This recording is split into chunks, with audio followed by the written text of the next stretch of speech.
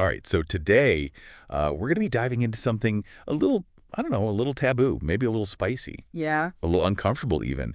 We're going deep into the world of male orgasms, Okay. or more specifically, the phenomenon of men faking them. Right. Um, and we're going to be doing this deep dive using a Reddit thread Yeah. from Ask Men Advice, Ask men advice. where a woman asked the very simple question, Mm-hmm. do men fake orgasms? Do men fake orgasms? I think my partner does. My partner does. Right. And the responses, the floodgates opened. Yeah. And reading through them, like a pretty clear pattern emerged. Okay. And that was that a lot of men feel intense pressure to perform in the bedroom. Yeah.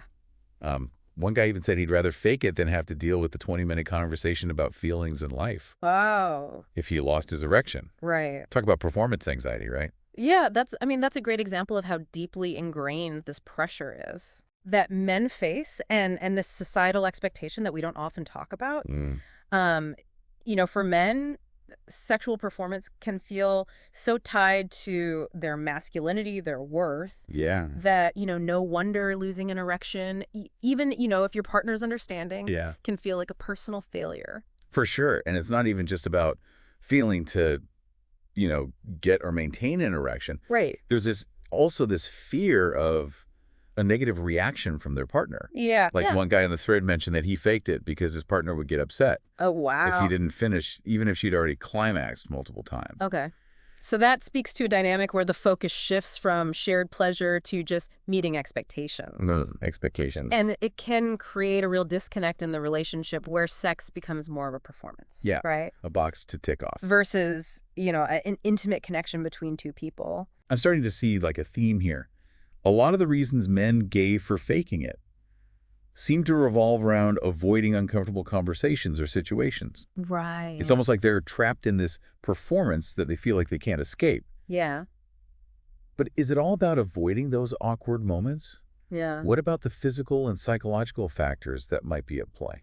Right. You're absolutely right. Yeah. There's more to the story than just avoiding a postcoital chat. Mm-hmm. Some men in the thread actually mentioned the impact of medication, specifically SSRIs. Okay. And these medications can interfere with sexual function, Yeah. including making it difficult to climax. Okay, so it can be like a real biological hurdle for some people. Exactly. And that's not even getting into the complexities of how these medications work on the brain's chemistry. Oh, wow. But medication isn't the only factor. I mean, age, fatigue, stress, anxiety, all of these can play a role in making it difficult for men to reach orgasm. And, even past trauma can manifest in sexual difficulties. It's really a complex interplay of physical and psychological factors. Wow. And it's different for everyone. So we've got the pressure to perform, the fear of disappointing their partner, Yeah. and then this whole other layer of physical and psychological issues that might be going on. Right. It's like a recipe for feeling trapped, right? It can be. It can be. And sometimes it's difficult to tell where one factor ends and another begins. Mm-hmm. Take, for example, the issue of death grip Death grip. that some men brought up. They were referring to how excessive masturbation or porn use, Okay. often with a tight grip, can actually decrease sensitivity during intercourse. Really? I'd never heard about that before. That's wild. Yeah.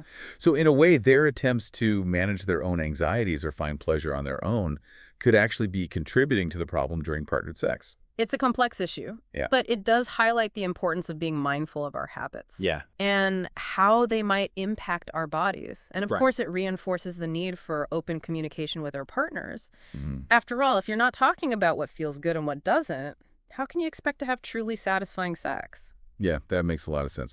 Okay, so we've uncovered like a lot of potential culprits here contributing to this whole faking it phenomenon. Yeah. We've got like societal pressures, the fear of negative reactions, the potential physical and psychological roadblocks. Mm-hmm. But like, is there a way out of this mess? What can men do to like break free from this cycle of silence and performance anxiety? Well, if we kind of zoom out and look at the bigger picture here, it seems like a lot of these issues could be mitigated if couples were just more open and honest with each other. Oh, yeah.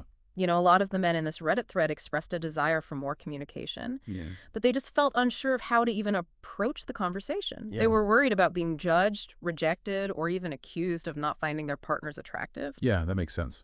It's one thing to joke about like the 20-minute conversation after sex, Right. but it's another thing entirely to actually be vulnerable and admit you're struggling.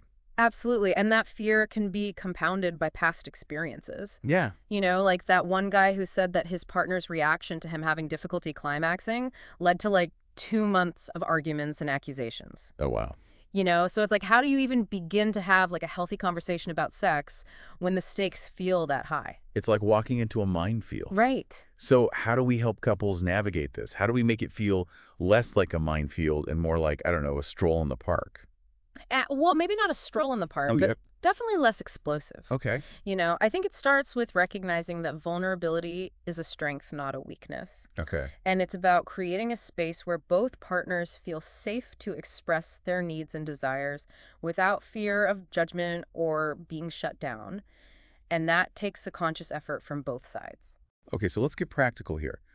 What are some concrete steps couples can take to create that kind of safe space for communication, especially when it comes to something as sensitive as sex? Well, one helpful strategy is to use I statements instead of resorting to blame or accusations. Okay. So, for example, instead of saying, "You never make me feel good," Right. you could try saying something like, "I've been feeling a little disconnected during sex lately, and I'd love to explore ways to make it more intimate and pleasurable for both of us." That's a great example. It shifts the focus from like placing blame to working together to find a solution. Right. It feels less like an attack and more like an invitation. Exactly. It's about approaching these conversations as a team, not as adversaries. Hmm. And it's equally important to listen actively to your partner without interrupting or getting defensive. Right. Remember, you're both on the same team. You both want to have a fulfilling and satisfying sexual relationship. Active listening, I statements, focusing on shared goals. Right. Got it. What else? What else can couples do to help navigate these potentially tricky conversations?